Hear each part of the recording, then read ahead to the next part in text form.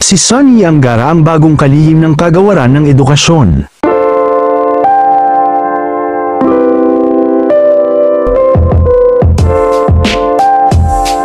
Si Sonny Angara ang bagong kalihim ng kagawaran ng edukasyon. Itinalaga ni Pangulong Ferdinand Marcos Jr., si Senador Sonny Angara bilang bagong kalihim ng kagawaran ng edukasyon, DepEd. Inanunsyo ng Presidential Communications Office, PCO, ang pagtatalaga kay Angara bilang bagong pinuno ng DepEd noong Martes. Sumang-ayon si Sonny na tanggapin ang tungkulin sa kagawaran ng edukasyon, sabi ni Marcos sa isang pahayag mula sa PCO. Inaasahang papalitan ni Angara si pangalawang Pangulo Sara Duterte, na ang pagbibitiw bilang kalihim ng DepEd ay magiging epektibo sa ika-19 ng Hulyo, ang huling araw ng trabaho bago magbigay si Marcos ng kanyang ikatlong State of the Nation address.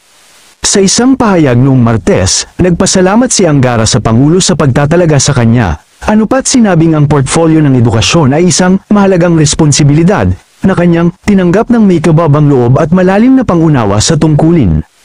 Idinagdag ng senador na nangangako siyang makipagtulungan sa lahat ng sektor, kasama si Duterte, at umaasang ipagpatuloy ang pagpapabuti sa mga nagawa ni Duterte sa DepEd. Si Angara ay nasa kanyang huling termino bilang senador matapos mahalal ng 2 beses, una mula 2013 hanggang 2016 at pagkatapos mula 2022 hanggang 2025. Hindi na siya maaaring tumakbo muli sa darating na halalan sa 2025. Sinabi ni Commission on Elections Chairperson George Garcia na mananatiling bakante ang pwesto ni Angara sa Senado maliban na lamang kung may tawag mula sa mataas na kapulungan na magdaraos ng espesyal na halalan. Sa kasalukuyan, si Angara ay isa sa mga komisyoner ng Second Congressional Commission on Education, EDCOM-2, isang 3 taong kongresyonal na katawan na may tungkuling suriin ang mga problema ng sistema ng edukasyon sa Pilipinas at magrekomenda ng mga batas na solusyon. Si Angara ay dating pinuno ng Senate Subcommittee sa mga pagbabagong konstitusyonal at pagsusuri ng mga batas, sa isa sa mga deliberasyon ng Komite ng Senado hinggil sa iminungkahing pagbabago sa saligang batas. Pinanindigan ni Angara ang pangangalaga sa kontrol ng Pilipino sa batayang edukasyon sa kabila ng mga panukalang buksan ang mataas na edukasyon sa dayuhang pag-aari.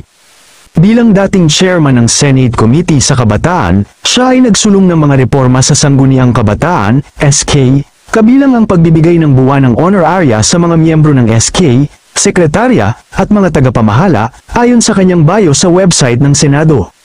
Nauna nang nagpahayag ng suporta si Senate President Chis Escudero kay Angara bilang kalihim ng DepEd, anupat sinasabing ang senador ay isang napakagaling na pagpipilian. Sinabi rin ni Escudero na siya ang unang nagrekomenda kay Angara para sa trabaho, dahil sa kanyang kakayahan, track record, at karanasan sa larangan ng edukasyon.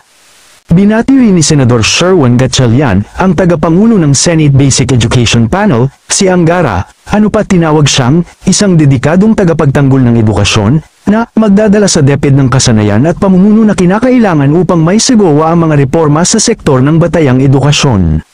Inaasahan na pangunahan ni Angara ang kagawaran ng edukasyon, ang pinakamalaking burokrasya ng gobyerno at, sa mga salita ni Marcos, marahil ang pinakamahalagang kagawaran, sa ehekutibo, sa panahon ng mga mahalagang reforma sa edukasyon at mga pagbabago sa kurikulum.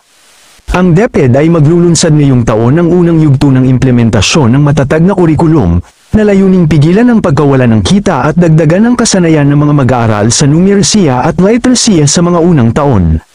Sinabi ni Kinatawan Roman Romulo, lungsod ng Pasig, tagapangulo ng House Basic Education Panel, sa isang panayam sa mga reporter na may agarang pangangailangan para sa DepEd na mapabilis ang pagpapatupad ng dekongistadong matatag na kurikulum upang bawasan ang bilang ng mga asignatura at kasanayan na kailangang pagtuunan ng mga mag-aaral, kabilang ang functional literacy, pagbasa, matematika, at siyensyang naangkop sa edad.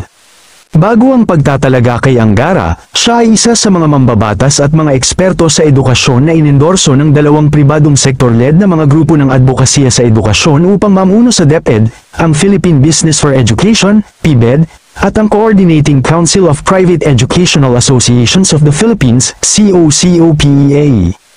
Inendorso ng PBED ang pagtatalaga kay Angara dahil sa kanyang mga patakaran na may malaking epekto sa edukasyon, trabaho, negosyo, at ekonomiya sa pangkalahatan.